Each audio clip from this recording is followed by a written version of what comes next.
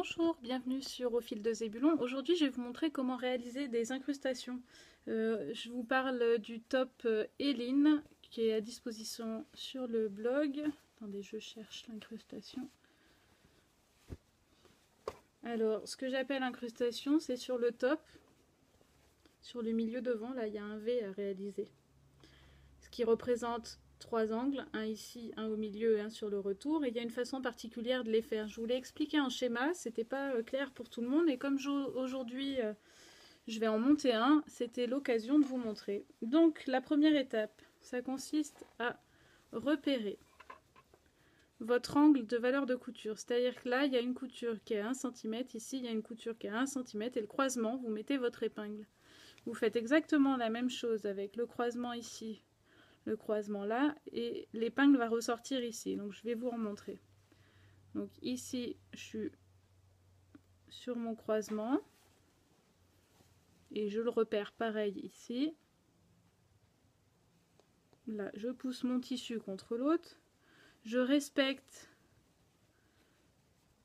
la valeur de couture, son sens là, je vais pas venir le tordre comme ça sinon ça marchera pas. Donc j'ai bien calé mon tissu l'un sur l'autre ici, et je viens juste bloquer avec l'épingle, donc 2 mm plus bas. Donc vous allez assembler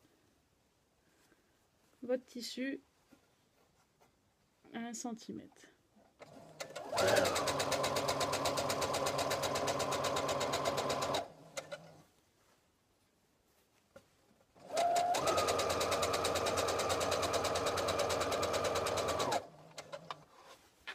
Je mets bien tout à plat et mon épingle est ici. Je vais venir avancer jusqu'à mon épingle.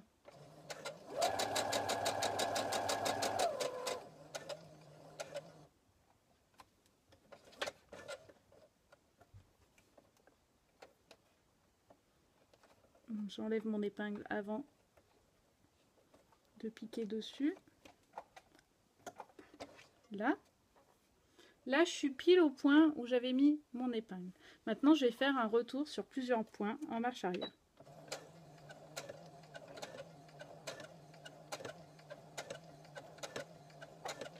Là, j'ai 5-6 points, je n'ai pas compté. Je vais venir cranter mon tissu du dessus et pas celui du dessous jusqu'au point de piqûre.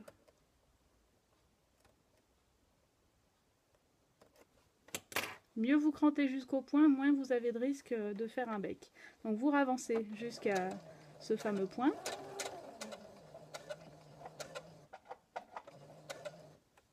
Là, je suis trop loin, donc je relève mon aiguille, je décale mon tissu et je me redescends. Vous tournez.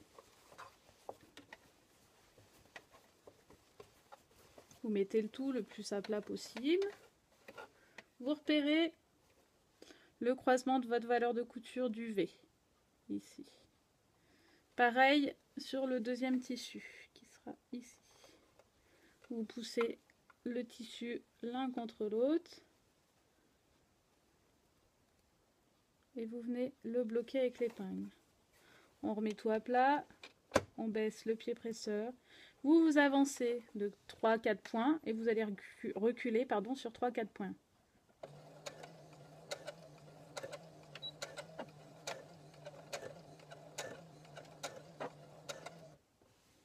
Voilà, maintenant vous avancez jusqu'au prochain angle et l'étape va être la même.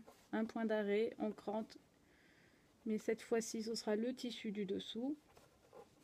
On crante le tissu qui a besoin de s'ouvrir pour faire pivoter et être à plat sur la suite. Donc une fois c'est au-dessus, une fois en dessous, une fois au-dessus.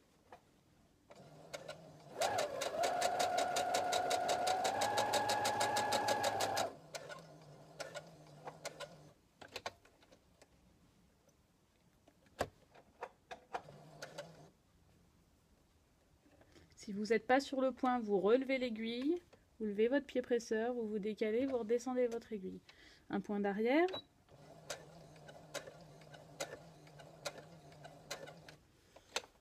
Et là, je vais venir cranter mon tissu du dessous jusqu'au point de piqûre.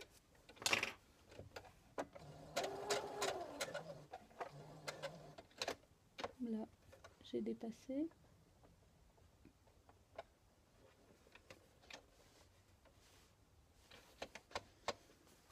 Maintenant que je suis pile sur mon point, je fais pivoter le tout.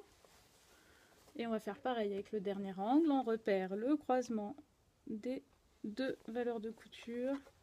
Pareil sur le deuxième tissu. On tire pour placer le tissu bien l'un contre l'autre. On respecte l'inclinaison des tissus de l'assemblage. Et on bloque.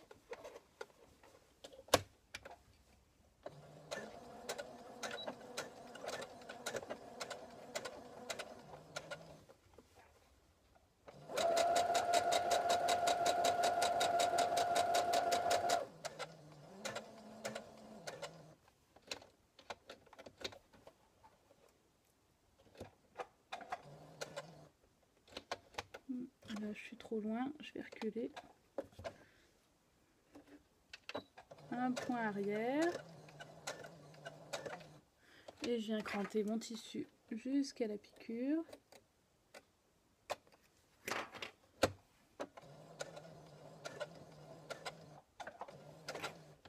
Là, je suis dessus. Je tourne, je replace tout à plat.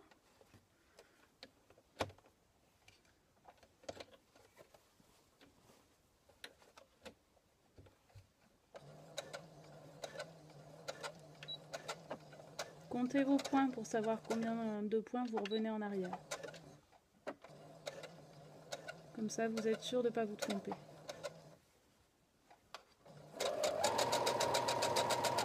Et vous assemblez jusqu'à la fin.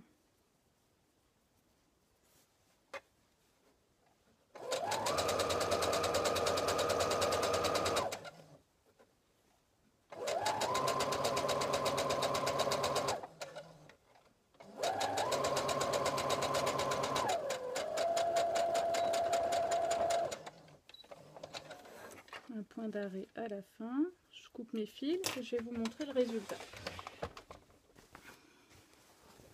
Qui aura tendance à se placer tout seul. Là, vous avez réalisé une incrustation.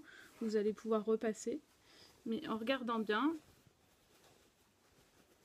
ici, en repassant, parce que là, ça s'est froissé, il n'y aura pas de pli en définitif. Là non plus. Et là non plus. Donc là, vous avez réalisé une incrustation dans les angles.